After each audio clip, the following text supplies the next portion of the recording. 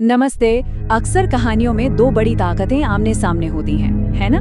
पर सोचिए, अगर एक तरफ हो मौत का खौफ और दूसरी तरफ बस एक छोटा सा टिमटिमाता हुआ चिराग। आज हम एक ऐसी ही दास्तान में उतरेंगे जो एक बहुत पुरानी किताब से निकली है और हमें डर और उम्मीद के असली मायने समझाएगी। तो सबसे पहले एक सवाल से शुरू करते हैं। क्या होता है जब मौत की एक पेशिनगोई, एक प्रोफेसी सच हो जाती है? मतलब सोचिए जरा, एक ऐसी बात जो सदियों से किताबों में लिखी थी, अचानक हकीकत बनकर दरवाजे पर दस्तक दे, और वो दस्तक मौत की हो। इसी सवाल पर टिकी है हमारी आज की पूरी बात। ये अल्फाज बाइबल की आखिरी किताब यानी रेवलेशन से लिए गए हैं, और मैंने देखा एक जर्द रंग का घोड़ा है और उसके सवार का नाम मौत है और पाताल उसके पीछे पीछे चला आ रहा है। एक जर्द घोड़ा, उस पर सवार खुद मौत। सदियों से ये तस्वीर लोगों के दिलों में खौफ पैदा करती आई है, और हाँ, यही तस्वीर उस कहानी की शुरुआत है जिसे हम आज समझने वाले हैं। तो चलिए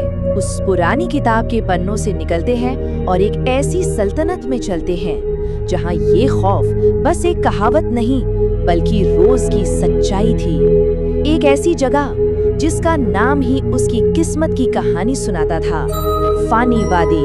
फानी वादी यानी द मोर्टल वैली। नाम से अंदाजा हो जाता है ना, यहाँ की हवा में ही आप जानते हैं एक अनदेखा सा डर घुला हुआ था।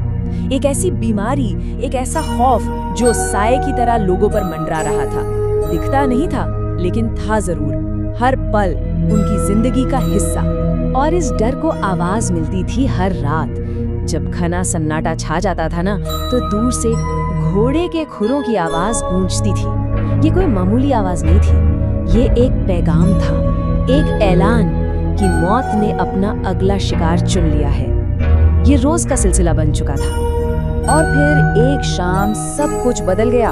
वो अनदेखा डर, वो महज एक आवाज, अब एक जिस्म, एक शक्ल लेकर सामने आ खड़ा हुआ। शहर के दरवाजे पर वही सवार आ पहुंचा जिसका जिक्र सदियों पुरानी किताबों में था। सबसे पहली चीज जो लोगों ने देखी वो था उसका घोड़ा। उसका रंग बहुत अजीब था, ना सफेद ना काला, बल्कि एक जर्द रंग, बिल्कुल वैसा ही जैसा उस किताब में लिखा था। सूखे पत्तों जैसा, बेजान जिस्म जैसा, जैसे मौत का अपना ही एक रंग हो। और उस घोड़े पर जो सवार था, उसका चेहरा एक काले हुड के अंधेरे में छिपा हुआ। उसके हाथ में एक दरांती जो अंधेरे में भी अजीब तरह से चमक रही थी। और उसकी मौजूदगी, उफ, उसकी मौजूदगी इतनी खतरनाक थी कि जहां से भी वो गुजरता, हरी घास काली पड़ जाती और हवा एकदम बर्फ जैसी ठंडी हो जाती। लेकिन जहां खौफ अपनी इंतहा पर था ना, वहीं उम्मीद की एक छोटी सी किरण ने भी जन्म लिया। उसी शहर में एक पुराना लिखारी रहता था। लोग उसे कागजी कहते थे, और उसने इस आने वाली तबाही को एक बिल्कुल अलग नजर से देखा। पर सवाल तो यही था कि कोई मौत से कैसे लड़ सकता है?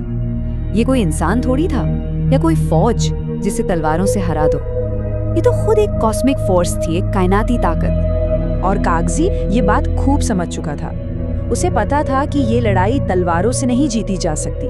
ये एक रूहानी जंग थी, मतलब एक ऐसी जंग जो रूह और हिम्मत से लड़ी जानी थी। शहर के जिस्म को नहीं, उसकी रूह को बचाने की जंग। तो कागजी ने भी अपना हथियार तैयार किया, पर वो हथियार लोहे का नहीं था।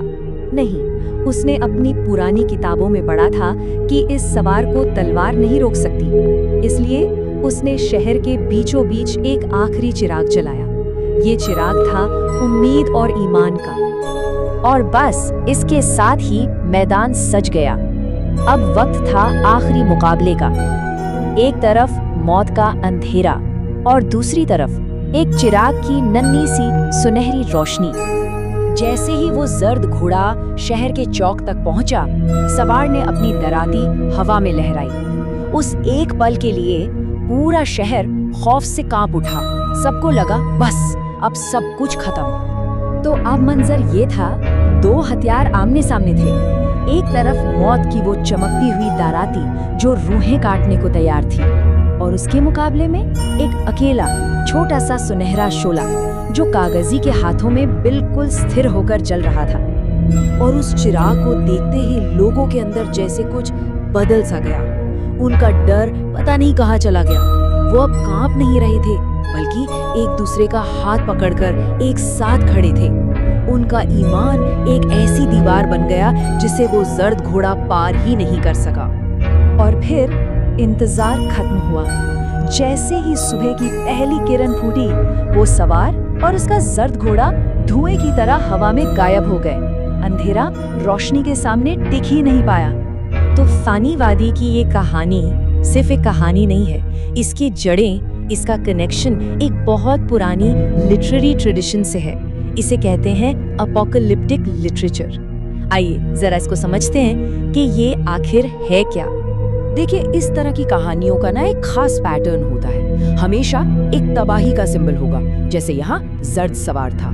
फिर एक बहुत बड़ी कॉस्मिक लड़ाई होगी मौत और ईमान के बीच। फिर एक फाइनल कॉन्फ्रंटेशन, एक आखिरी मुकाबला। लेकिन इन सब में सबसे जरूरी बात, इन कहानियों का अंत हमेशा ईमान रखने वालों के लिए उम्मीद का पैगाम लाता है। ये बताता है कि असली जीत तलवारों से नहीं, रूहानी ताकत से होती है। तो इस पूरी दास्तान का सबक क्या निकला? फानीवादी के लोगों ने ये सीखा कि मौत तो आएगी, वो एक सच्चाई है, उसे कोई टाल नहीं सकता। लेकिन मौत का खौफ वो एक परछाई है जिसे हराया जा सकता है। बस शर्त ये है कि अंदर उम्मीद और ईमान का वो चिराग जलता रहे। और अब आखिर में एक सवाल, हमारे अपने दौर का जर्द घोड़ा क्या है? वो कौन सा खौफ है, वो कौन सी चीज है जो हम पर हावी होना चाहती है? और उससे लड़ने के लिए हमारा अपना सुनहरा शोला, हमारा वो ईमान का चिराग आखिर क्या है?